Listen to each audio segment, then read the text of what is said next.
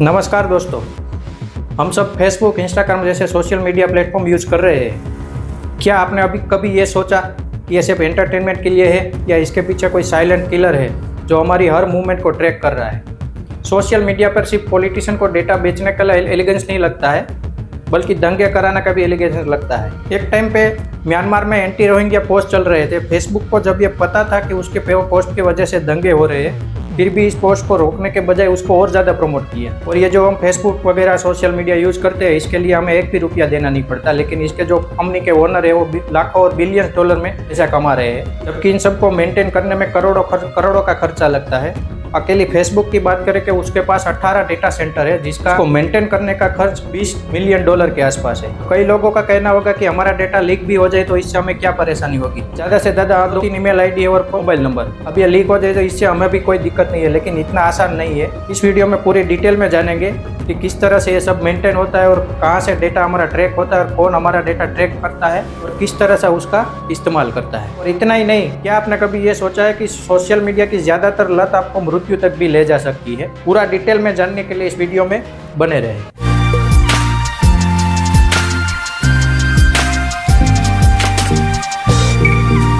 आज की डेट में अगर मैं आपसे पूछूं कि मोस्ट वैल्यूएबल चीज कौन सी है, तो इसका एक वर्ड में आंसर है अटेंशन। हाल ही में ऑस्ट्रेलिया ने 16 साल से कम उम्र के बच्चों के लिए सारे प्लेटफॉर्म मीडिया बैन कर दिया। इसके पीछे एक इमोशनल स्टोरी है। ऑस्ट्रेलिया की एक लेडी जिसका नाम है मिया बेनिस्टर और उसका एक 14 साल का लड़का जिसका नाम है ओलिवर। इसी साल जनवरी में मिया बेनिस्टर ने देखा कि उसका लड़का अपने कमरे में मृत पाया गया और मिया बेनिस्टर इसका सीधा जिम्मेदार सोशल मीडिया को बताती है। ओलिवर भी दूसरे टीनेजर की तरह सोशल मीडिया में एक्टिव रहता था। ओलिवर अपने कमरे में पूरा दिन रील्स देखता रहता था। एल्गोरिदम ने उसे दिखाया परफेक्ट बॉडी और 0 फैट। फिर धीरे धीरे ओलिवर को अपने शरीर से नफरत हो गई। फिर उसे एक बीमारी हो गई जिसका नाम है एंजोरेक्सिया नर्वेसा। इस बीमारी में पेशेंट को यह लगता है कि मेरा शरीर का वजन बढ़ रहा है। धीरे धीरे ओलिवर को अपने शरीर से नफरत हो गई और उसने खाना पीना सब बंद कर दिया। और एक दिन अचानक मिया बेनिस्टर ने उसके कमरे में देखा तो उसका बेटा मृत पाया गया। अब ये डिसाइड कौन करता है कि किस टाइम पे किस तरह की रील मिलेगी, किस तरह का कंटेंट आपके सामने आएगा? ये सब डिसाइड करता है एल्गोरिदम।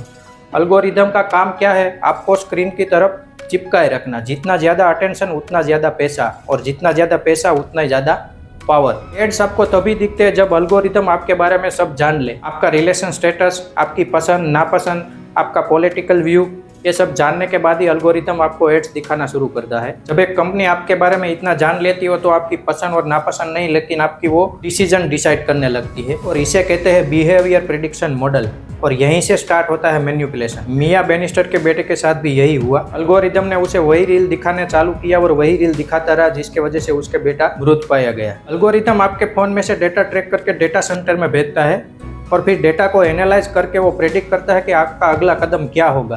आप कौन सा प्रोडक्ट खरीदेंगे, कौन सी पॉलिटिकल पार्टी को वोट देंगे, किसके साथ डेटिंग करेंगे, ये सारा एल्गोरिदम एनालाइज करता है। आपने कई बार नोटिस किया होगा, आप गूगल पे कोई प्रोडक्ट को सर्च करते हैं या किसी फ्रेंड की अपने फैमिली के साथ किसी पर्टिकुलर प्रोडक्ट के बारे में बात करते हैं, तो एल्गोरिदम उसे ट्रैक कर लेता है और कुछ ही घंटे या कुछ ही मिनटों में आपको उसी प्रोडक्ट के रिलेटेड ऐड आने चालू हो जाते हैं।